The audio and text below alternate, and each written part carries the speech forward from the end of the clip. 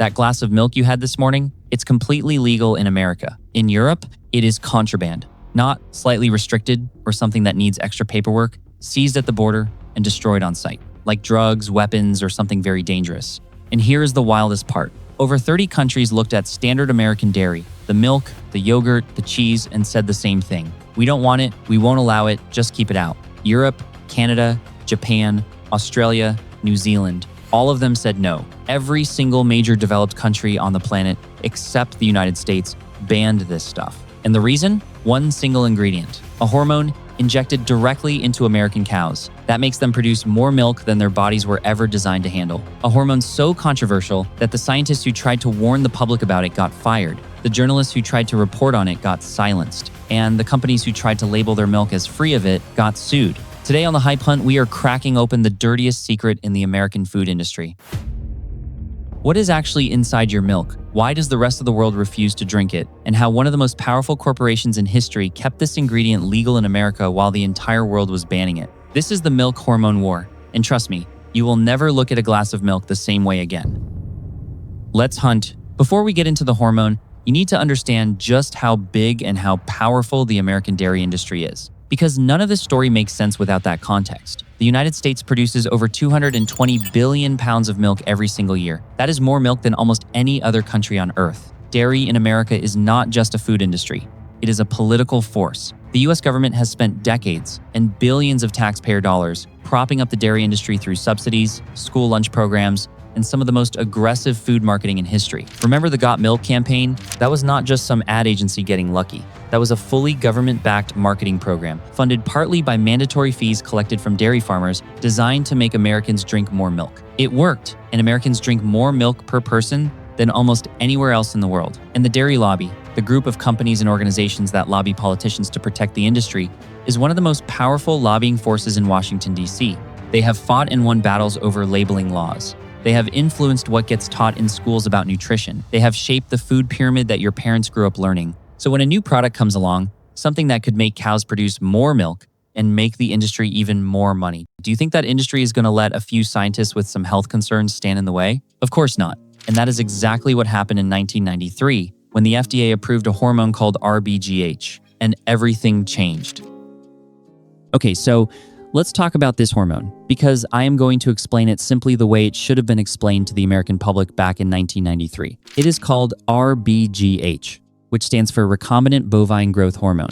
I know that sounds like a lot. Let me break it down into plain English. Bovine just means cow, and growth hormone means a chemical that tells the body to grow or produce more of something. Recombinant means it was made in a lab, a synthetic, man-made version of something that already exists naturally. So rBGH is basically a lab-made cow hormone. Cows naturally produce their own version of this hormone. rBGH is a much stronger lab-engineered copy of it. And when you inject it into a dairy cow every 2 weeks, the cow's body gets the signal to go into overdrive. It produces 10 to 15% more milk than it naturally would. For a dairy company, that is a gold mine. More milk from the same number of cows, same farm, same feed, more product, and more money. The company that invented it? Monsanto. Yes, that Monsanto. The same company famous for controversial herbicides and GMO crops. They developed rBGH in the 1980s and sold it under the brand name Posilac.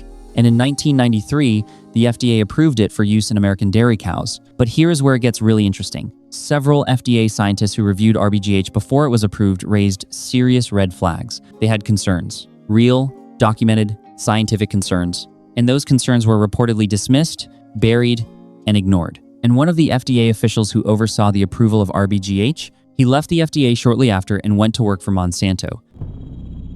Now, what does rBGH actually do to the cows? First, it causes a painful infection called mastitis. That is a severe infection of the cow's udder. It is incredibly common in rBGH-treated cows. And to treat that infection, farmers use antibiotics. More antibiotics in the cow means more antibiotics potentially ending up in the milk, which means more antibiotics potentially ending up in you. But that is not even the biggest concern. The biggest concern is something called IGF-1, insulin-like growth factor 1. Here is the simple version. IGF-1 is a hormone that exists naturally in both cows and humans. It helps cells grow. rBGH causes cows to produce more IGF-1. That extra IGF-1 ends up in the milk. You drink the milk, the IGF-1 goes into your body. And here is the problem. Elevated levels of IGF-1 in humans have been linked in multiple scientific studies to increased risk of breast cancer, prostate cancer, and colon cancer. That is what the rest of the world saw. That is what made 30 countries say no immediately. And that is what America said, probably fine. Let's talk about how the rest of the world reacted, because the reaction was fast, and it was unanimous. The European Union banned rBGH in 1990. Not after years of debate, not after a long political battle, before the US even approved it. The EU looked at the early research, they saw the IGF-1 cancer link.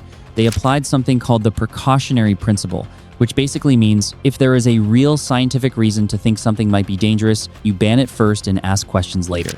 America's approach? Prove it's dangerous first, then maybe we'll talk. Then came Canada, and Canada's story is the most dramatic of all. In 1998, Health Canada, Canada's version of the FDA, was reviewing rBGH for approval. Their own scientists, people working inside the government, internally recommended against approving it. And then those scientists came forward publicly and said something shocking. They claimed they were pressured by Monsanto to approve the hormone. That Monsanto representatives allegedly offered them a payment, some reports said up to $2 million, to approve rBGH without completing the full safety studies. The scientists refused. They went public. They became whistleblowers. Canada banned rBGH, and the story became a massive scandal. Japan, Australia, New Zealand, all banned it. Same reason, same science, same answer. No. The Codex Alimentarius, which is basically the United Nations of food safety, effectively ruled that rBGH milk did not meet international safety standards. And the result of all of this? American dairy products made with rBGH cannot be legally exported to Europe, Canada, Japan, Australia, or most of the developed world. Let me paint you a picture of what this actually looks like. An American dairy company packs up a shipment of yogurt, standard American yogurt, sold in every Walmart in the country. They try to ship it to France. It hits the border. Inspectors check it. It contains traces linked to rBGH use. It gets seized. It gets destroyed. American yogurt, treated like a controlled substance. At a French border checkpoint, and here's the part that really gets me. European companies can sell their dairy products in America with zero problems. No restrictions, no bans, no inspections. But American companies cannot sell standard dairy in Europe. The trade relationship is completely one-sided. America is the only one taking the risk. America is the only one drinking the hormone milk. And America is the only major developed country that looked at all of this science and decided the profits were worth it. Okay, so here's the question everybody should be asking. If 30 countries ban this hormone, if the science raised serious red flags, if FDA scientists had concerns before approval, why is rBGH still legal in America? One word: money. Monsanto, the company that made rBGH, was one of the most powerful corporations in America, and they were not going to let science or public opinion kill their billion-dollar product. So they fought back, hard. Monsanto spent millions of dollars lobbying the FDA and Congress to keep rBGH legal and to block any attempts at regulation. They used the revolving door, placing former employees and allies inside the FDA and USDA, the exact agencies responsible for regulating them. The official who oversaw rBGH approval at the FDA went to work for Monsanto's law firm shortly after, the same law firm that represented Monsanto. But the most jaw-dropping part of this story is what happened to two journalists in Florida. In 1996, two investigative journalists named Steve Wilson and Jane Ackery were working for a Fox News affiliate in Tampa, Florida. They spent months investigating rBGH. They had documents, they had sources, they had a fully verified story, they were ready to air it. Before the story could broadcast, Monsanto sent a legal threat letter directly to Fox News. Fox News pulled the story. Wilson and Ackery refused to change it. They said the story was accurate and the public deserved to know. Fox News offered them a settlement to stay quiet. They refused. Fox News fired them both. The journalists sued Fox News, and here is the part that will make your jaw drop. A court ruled that it is not illegal for a news organization to lie. That ruling still stands today. Wilson and Ackery lost. The story never aired, and most Americans never heard about it. But Monsanto was not done. When some dairies started labeling their milk rBGH-free to let consumers make their own choice, Monsanto sued them. Their argument? Labeling milk as hormone-free implies the regular stuff is unsafe, which Monsanto said was unfair to their product. Some states actually tried to ban the rBGH-free label entirely. Think about that. Companies were being sued for telling customers what was not in their product. Monsanto eventually sold rBGH to Eli Lilly in 2008, but the hormone is still legal, still used, and still in your milk, unless your label specifically says otherwise. All right, let's land this plane. Here is what we know for certain. rBGH is a synthetic hormone injected into American dairy cows to make them produce more milk. It raises IGF-1 levels in milk. IGF-1 at elevated levels is linked to increased cancer risk in humans. It causes painful infections in cows, leading to more antibiotic use, which ends up in your milk supply. It is banned in over 30 countries, including every major developed nation except the United States. American dairy made with rBGH cannot be exported to Europe, Canada, Japan, or Australia. The journalists who tried to tell you about it got fired, the dairies who tried to label their milk hormone-free got sued, and the FDA official who approved it went to work for Monsanto. Now here is the practical part. How do you know if your milk has rBGH in it? Look for these labels on the carton: rBGH-free and rBST-free. rBST is just another name for the same hormone. And another label to look out for is certified organic. Organic milk is rBGH-free by law.